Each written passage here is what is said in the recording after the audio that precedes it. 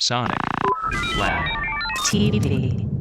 Hello, welcome to another Sonic Lab. Today we're looking at the Casio XWP1. Fresh from Music Messa, or perhaps not so fresh, but it's just starting to come into the UK. Thanks to Casio UK for sorting us out. The XWP1 is a hybrid processing sound source.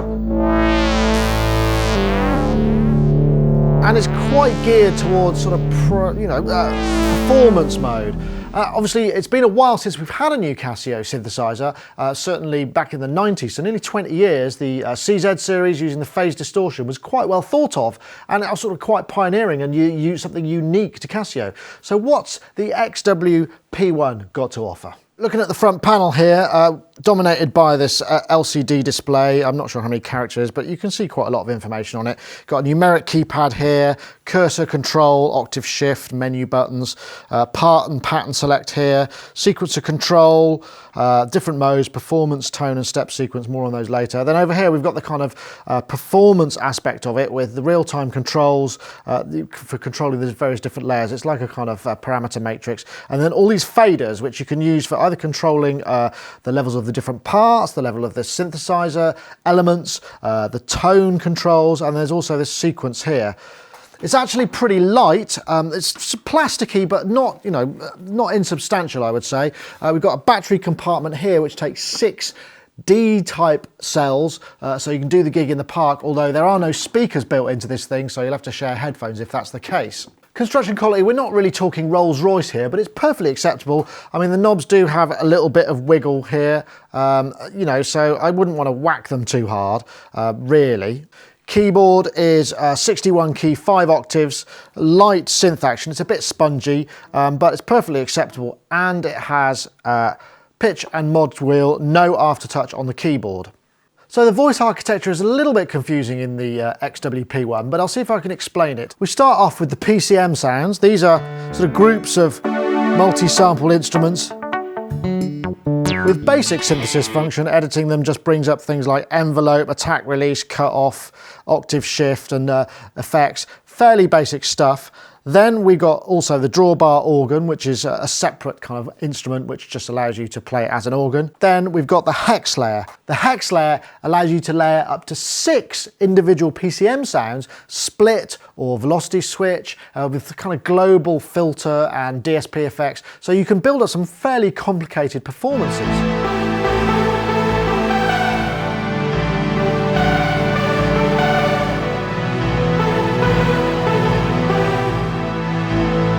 Then we've got the solo synth, which is a monophonic synthesizer, but has much deeper synthesis functions. Let's take a look at the structure of that now.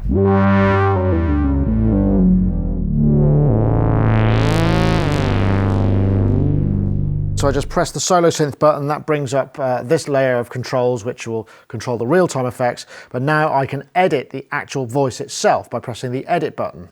So now I use the cursor and arrow keys to access the different sort of blocks. So we're going to go into oscillator block, oscillator, enter. So I've got a synth wave. Right, I'm just going to turn down all of the other sounds apart from this single wave. So now I can select from one of 310 waves, including the CZ waves from, or a selection of CZ waves from the old CZ synthesizer. If I want to change oscillators, I just up and down the part keys will take me through. There are actually 4 oscillators. I've got 2 synth waves, S1 and S2. Then I've also got PCM waves. So if I bring a PCM wave up, I can choose from, I think it's over 2,157 different waves.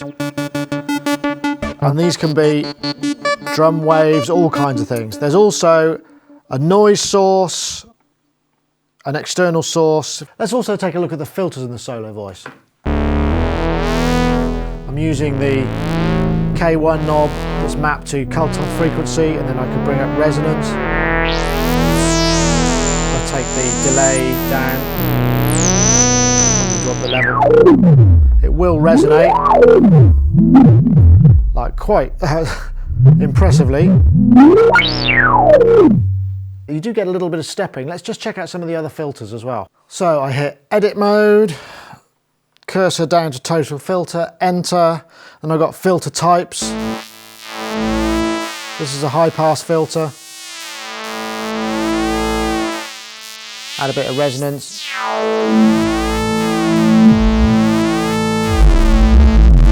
Does that thing where it'll resonate right at low frequencies, which is pretty nice. Then I've got a bandpass filter.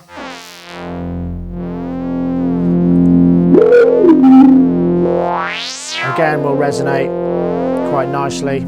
I mean, I will say that editing via the front panel is not really a whole load of fun. There's something counterintuitive about it, and I can't quite put my finger on it.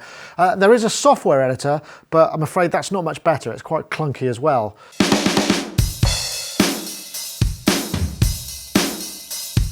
And while I'm playing around with the sound, I can use these faders to sculpt it even further. The PCM oscillators, for instance, are set to a fifth and an octave above. Bring up the delay.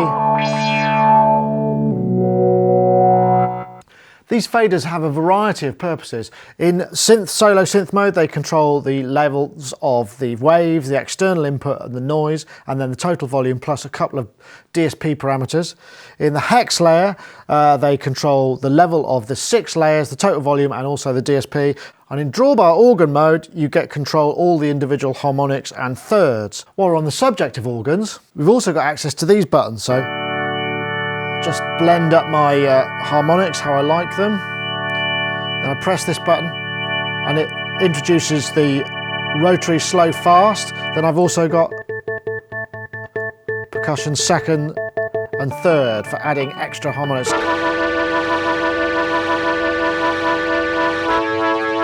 And you've also got access to things like percussive decay on these rotary encoders here. So you've got some fairly half decent organ performance controls here.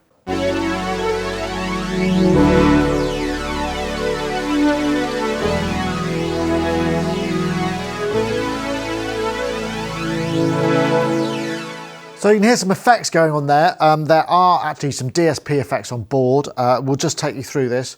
First of all, we've got 7 on the solo synth. We've got autopan, distortion, flanger, chorus, delay, and ring mod, which is quite cool. But on the hex layer, there are up to 46 algorithms that you can choose from. In addition, you've also got a global reverb and a global chorus.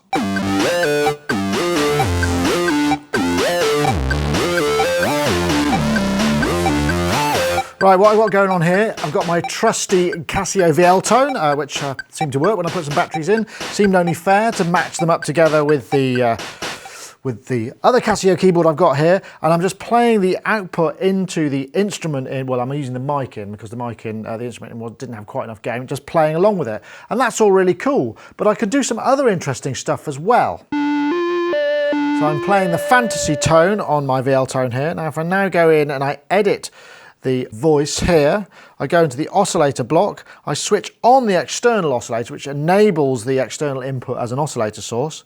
So now if I play the keyboard on the VL Tone, nothing's happening. But if I play it on the XW, the pitch is sounding, but it's also tracking the pitch. So what's actually happening here is the XWP1 is taking an external audio source and it's attempting to track the pitch. And once you've got this external audio coming into the solo synth, you can then apply the filter, the effects, and the envelope, that kind of stuff.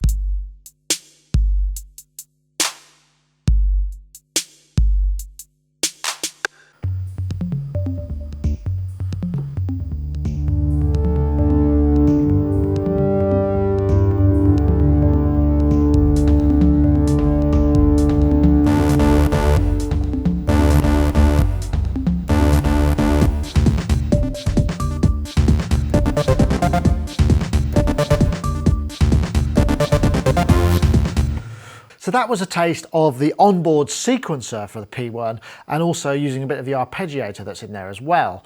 It's quite a complicated sequencer to use and get your head around, but you can get some quite good results. A few facts and figures about it. It's a 13-part sequencer, unusually. It's got 8 monophonic parts, so you could build up drum patterns, say kick, snare, hat, whatever, bass line, and it's also got a chord part as well for polyphonic lines, plus 4 controller tracks for recording your controller information for affecting some of those sounds. Each sequence is up to 16 steps in length. Starting off with my first pattern here, and each sequence also has up to 8 patterns in it. So I started off with something quite simple here, introduce a little bit more, then bring the groove in here. There's also another cool feature in here called the phrase sequencer. So if I come to the phrase sequence here, I've just got a piano set up. I press record. I'm in overdub or record mode. I'm going to go new. 1, 2, 3, 4.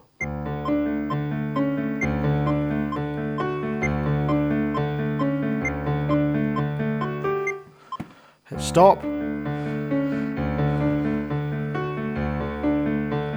I can loop that, and I can hold it. So now what happens, if I go into key play mode, I can press my original key and it'll play back the pattern I've just created. I can also have it follow the notes I play. But if I also want to, I can now add to that. I go into record mode, I'm in overdub,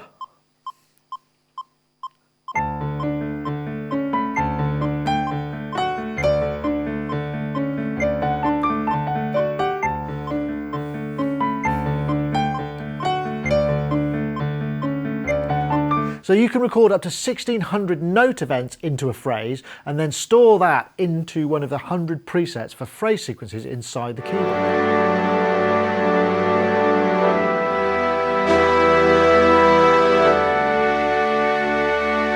So I have struggled actually to cover everything that is available in this keyboard. I've done my best, but there really is quite a lot to cover, which I'm guessing is a good sign when it comes to a keyboard of this budget. Where I think it's going to score is if maybe it's your first keyboard or you've just got something very basic and you want to take it up a notch and maybe get into multi-timbrality, a bit of sequencing, a bit of analog modeling, this can offer you that. Or if you're live and you want things like an organ and pianos and strings and brass sounds to play in a band, as well as a bit of kind of, you know, knob twiddling synth action, then this is probably something that you might consider.